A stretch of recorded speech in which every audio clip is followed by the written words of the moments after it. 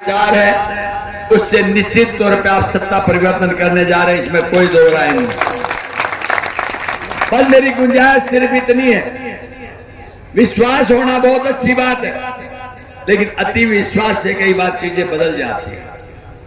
मैं एक छोटा सा उदाहरण मेरे स्वयं की आंखों से देखा हुआ आपको बताऊंगा, फिर उस पर आपको चिंतन करना है और फिर आपको ये सोचना है कि वाकई में ठीक बात है, हमें ओवर कॉन्फिडेंस नहीं होना चाहिए। दुश्मनों को कभी छोटा समझते हो तो खुद अपने आप को छोटा बनाते हो। मैं याद दिलाऊंगा कि तकरीबन 40 साल पहले की बात है, मैं भिवानी में पढ़ता था। हमारे गांव के पीछे नवा राजगढ़ एक गांव, वह बाबा नागा का एक मेला भरता है, आज भी भरता है। वहां पर जैसे अपने अमूमन यहाँ दंगल होते हैं, दंगल कबड्डी के कुश्ती के तब भी होते थे, तो हम वहां बड़े बड़े पहलवान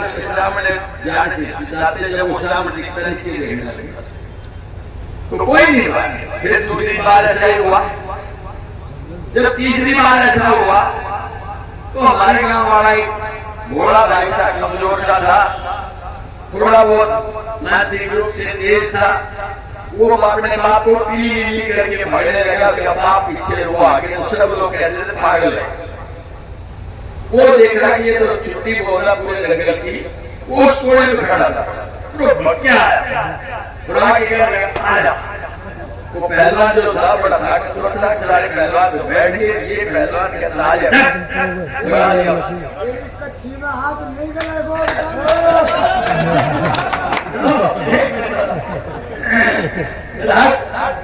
तो आप ये बात तो गलत है। पूरे दंगल की छुट्टी बोल रहा है ये करा किसी की माँ ने दूध मिलाया ला जाओ, अरे इसे आज नहीं मिला ना कोई करो छुट्टी होगी नहीं मिलाया, वो कुश्ती वो दूसरी भी हुई। जब फाइनल कुश्ती होने लगी उस टाइम पे उसने कहा कि ये पहलवान मालिया लेकर गाँव का था, ये पहलवान मालिया लेकर गाँव का किसी माँ ने दूध मिलाया है तो आगे हाथ में है। वो सारे पहलवान फिर नीचे लेके हमारे गाँव और उस कोने में खड़ा था, फिर भगला जैसे भगा पूरा दंगल हंसने लग गया और जाते बोले ये जंगल में हाथ मिलाना पड़ेगा, तेरे मां ने जो दिमाग में मिला वो मिला दिया, पहलवान पहलवान मेरे मन से हाथ करके वो कर दिया। अब वो पहलवान मारिया था, वो तो भाई पूरी एक्सरसाइज करने लंगोट पीट के पटक मार के सूर्य की तरफ देख रहा, नमस्कार कर रहा। अब हमारे वाला गरीब आदमी तो था ही कुछ भी, उसने अपना पजामा निकाला, पट्टेदार का सादाई और उसका लगा के और सामने खड़ा हो गया और फिर कहने लगा ये पहलवान लालिया लेगा क्या, तू कहाँ का है? बोला कि मैं पहला गिरा, बोला ये पहलवान पहला गिरा। और फिर रेफरी ने विशल मार के बीटी लेता है, रेफरी ने विशल मारी बीटी दी, आप तारीफ करोगे एक सेकंड के अंदर उनके पैरों में गिरा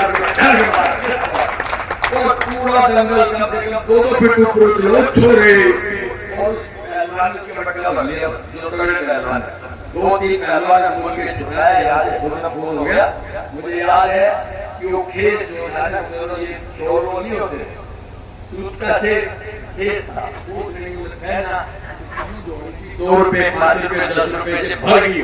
यानी मेरा कहने का मतलब ये है ओवर कॉन्फिडेंस मारा जाता है। आप सब लोगों से मेरा निवेदन है, चुनाव आप निश्चित तौर पर आपकी भावनाओं से मैं कह सकता हूँ जीतेंगे, लेकिन इस जोश को और इस होश को और इस विश्वास को उससे भी ज्यादा बरकरार आपने रखना, ये मैं आपसे कि जब हम जनता के बीच जाते हैं आपसे पूछते हैं कि आपके सोच क्या है, विचार क्या है, मैं आपसे कहना चाहता हूँ कि भारतीय जनता पार्टी को 10 साल पहले इस महान जनता ने दिया, उस समय बड़े विश्वास और आशा के साथ ये हो सकता है कांग्रेस ने जो काम नहीं किए वो ये काम करके दिखाए, क्योंकि उन्होंने कहा था हम अच्छे दिनों के लिए आएंगे। उन्होंने अपने विश्वास के अंदर जो बातें कही, क्या महंगाई खत्म कर देंगे, भ्रष्टाचार का जो पैसा विदेशों में लेके आएंगे आपके खाते में 15-15 लाख दे देंगे और किसान की आमदनी को डबल कर देंगे, 2 करोड़ युवकों को रोजगार दे देंगे। हमारे युवक भी भ्रमित हुए, किसान भी भ्रमित हुए और अल्टीमेटली परिणाम ये रहा कि कांग्रेस को हरा दिया, इनको सत्ता शुरू।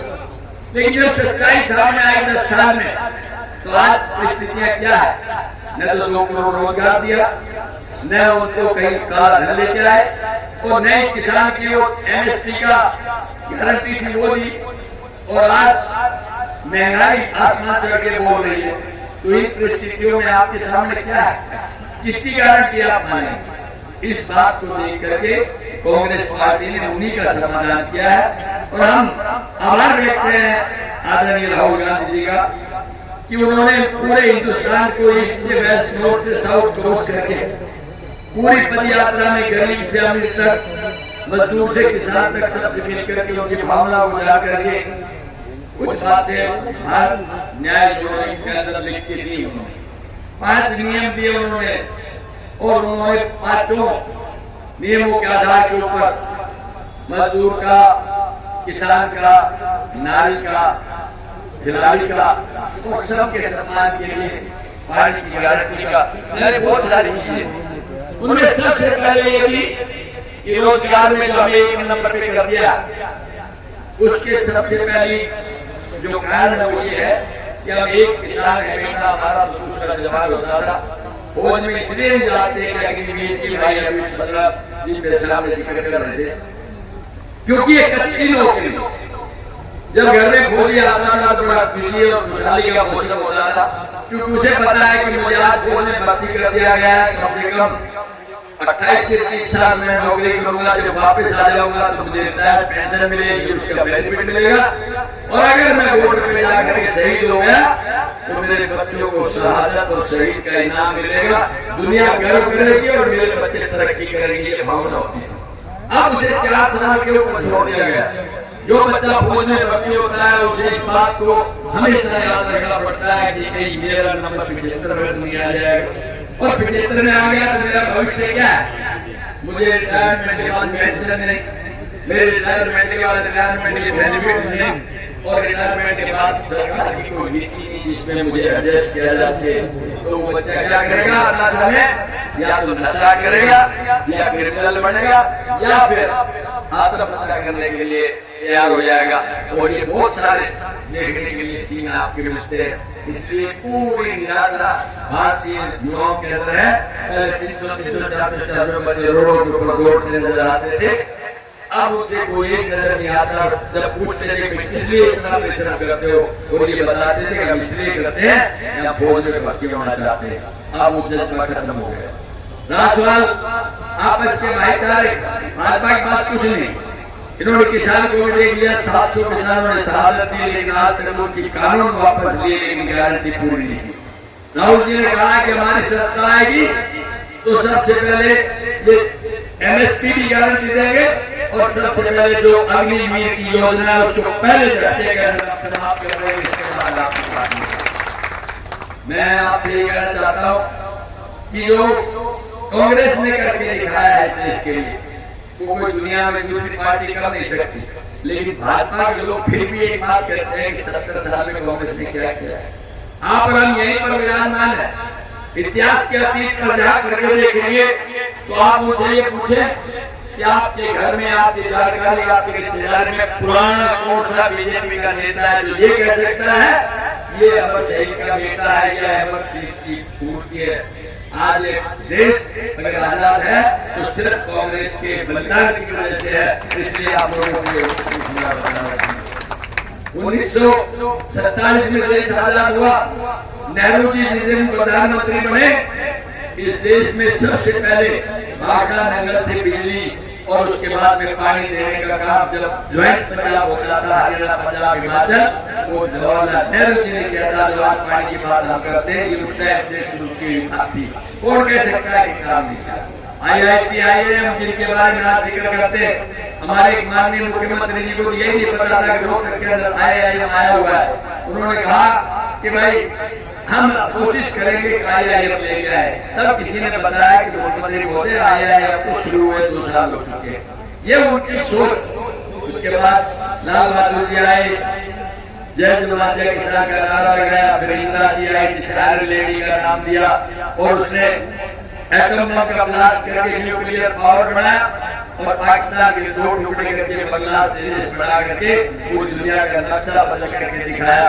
और फिर राजीव जी आए जिन्होंने कंप्यूटर क्रांति दी।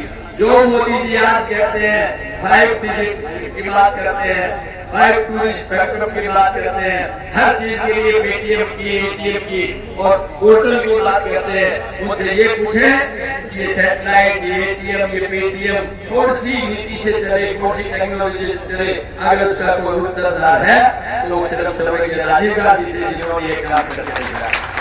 इस कांग्रेस ने 2 नेताओं की शहादत दी है, लेकिन उसके बावजूद भी कहते हैं कि कांग्रेस ने क्या किया। गर्व से दिमाग इतना खराब है कि वो सत्ता के अंदर में नीचे कुछ नजर नहीं आता। मैं तो ये कह सकता हूँ कि मत कर अपना गुमान है हुक्मरान। हमने तो देखा है चढ़ते सूरज को भी डरते, वो टाइगर जब जनता उकार लेगी तो निश्चित तौर पर आपके दिमाग को लगा के रख देगी। साथ में कहते हैं ये तो क्या बात कर रहे हैं कांग्रेस की, अब तो 400 पार लेके जाएंगे। ये वैसा ही जुमला है 400 पार जैसा आपका पिछले चुनाव के अंदर 75 पार का था। इसलिए इनकी तारीफ आई और अब 400 पार के नारे में 200 नहीं आएंगे। मगर कह सकता हूँ आपको जब किसी ने कहा कि 400 पार आप लेके आने क्यों चाहते हैं, उन्होंने कहा इसलिए लेके आना चाहते हैं कि 400 अगर सीट आ जाएंगे तो हम संविधान बदल देंगे, रिजर्वेशन बदल देंगे। आप अंदाजा लगाएं इन परिस्थितियों में अगर देश चला जाता है तो हो सकता है कि कल आपको रघुमान जो भाषण दे रहे हैं ऐसी इजाजत भी ना मिले। क्या ये अफोर्ड कर सकते हो आप? क्या इसको सहन कर सकते हो आप? इसलिए जनता ने एक आवाज दी, ये हुक्मरानों तुम क्या हमें दोष देते हो कि हम धर्मदान बदल देंगे। इस जनता ने हुक्म ली तो हम तुम्हें कहते हैं तुम्हारी सरकार बदल देंगे। इसके बाद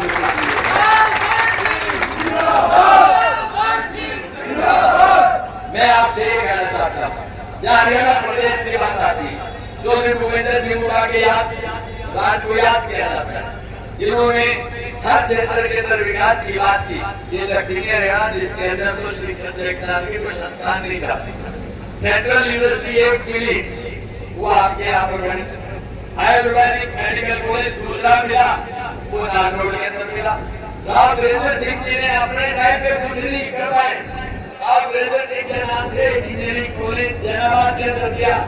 सेंट्रल यूनिवर्सिटी के साथ में एक इंदिरा गांधी यूनिवर्सिटी रेवाड़ी में दी और डिफेंस का सेक्टर मानते हुए डिफेंस यूनिवर्सिटी एक हिंदुस्तान के अंदर, और वो एक भी बिनोला गुड़गांव के अंदर थी। उससे कौन मुकाबला कर सकता है? अगर मैं रेल की बात करूं, रोड की बात करूं, आज भारतीय जनता पार्टी सिर्फ एक बात कहती है कि हमने इंफ्रास्ट्रक्चर में रोड बदले। ये बात ठीक है, एक रोड तुमने निकाल दिया, लेकिन इसका प्रपोजल हमारा पहले से था। आज का लिए ये प्रपोजल, और जब रोड नहीं बनाओगे तो आगे करोगे क्या? इस देश के लिए आने जाने के साधन सबको चाहिए, जनसंख्या बढ़ रही है, लोगों के व्हीकल बढ़ रहे हैं, उस इमीडिएट समस्या का समाधान तो कोई भी व्यक्ति कर सकता है। तो आपको ये देखना है कि कौन व्यक्ति है जो आपका हितैषी हो सकता है। वो सिर्फ तो भूपेंद्र सिंह हुड्डा हो सकता है, दूसरा कोई मुख्यमंत्री आपका हितैषी नहीं हो सकता। और आज परिस्थितियां ये है कि आपके हरियाणा के अंदर 9 किलो कांग्रेस की और 1 सीट आपके अलाई की, 10 की 10 सीटें आप चुनाव जीतने जा रहे हैं। और जितनी ये 10 सीटें जीत जाएंगे तो हरियाणा के अंदर कोई भी कांग्रेस की सरकार बढ़ाने से नहीं रोक सकता।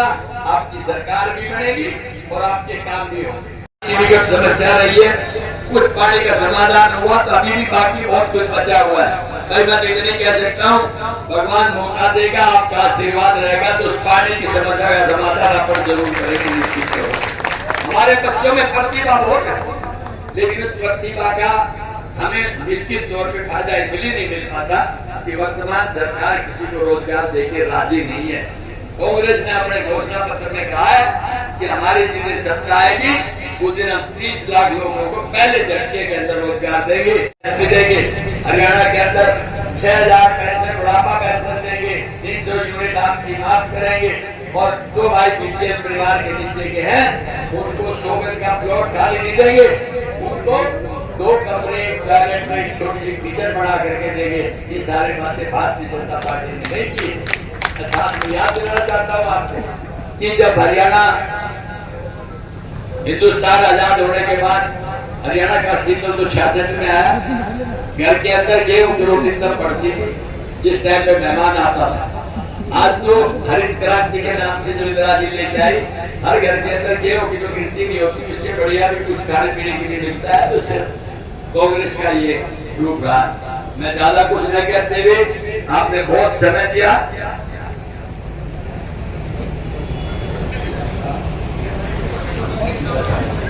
मैं 2-3 निवेदन आपसे करूंगा। पहला निवेदन तो ये है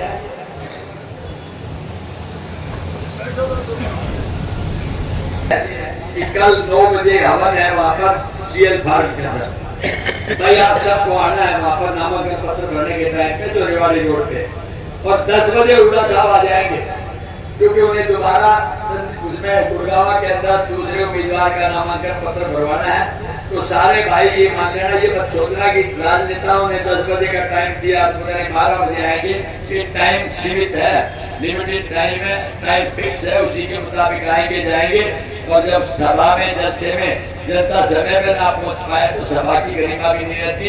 दूसरा, वहां बैठ करके जितने भी भाई जैसे आज शांति से बैठे हैं, जब तक हुड्डा साहब या आखिरी वक्ता बोल के बैठ नहीं जाता, हम आपसे निवेदन नहीं करते कि अब आप अपने गंतव्य स्थान पर जा सकते हैं। हमने ये सभा का समापन कर दिया, तब आपने उठना है, तभी जाके रहेंगे। वरना तो क्या होता है, लोग पहले उठ के चल जाते हैं, जब मेरी गाड़ी फंस जाएगी, आधे घंटे कुछ फर्क नहीं पड़ता, गाड़ी फंसी हुई फिर निकल जाएगी। तो मैं तो लास्ट में एक निवेदन करते हुए कि भाई 3 तारीख को नॉमिनेशन है, आपको पहुंचना है, 9 बजे पहुंचना है। एक बात कह करके खत्म करूंगा कि हौसलों की उड़ान अभी बाकी है, इरादों का इम्तिहान अभी बाकी है। अभी तो मापी है मुट्ठी पर जमी, सारा आसमान अभी बाकी है। आज तो शुरू हुई है, आज तो शुरू हुआ है इलेक्शन का माहौल। इसको 25 तारीख तक इसी तरह बरकरार करके रखना है और चुनाव में विशेष श्री हासिल करके फिर आपको अपने चैन से बैठना है। आप सबका बहुत बहुत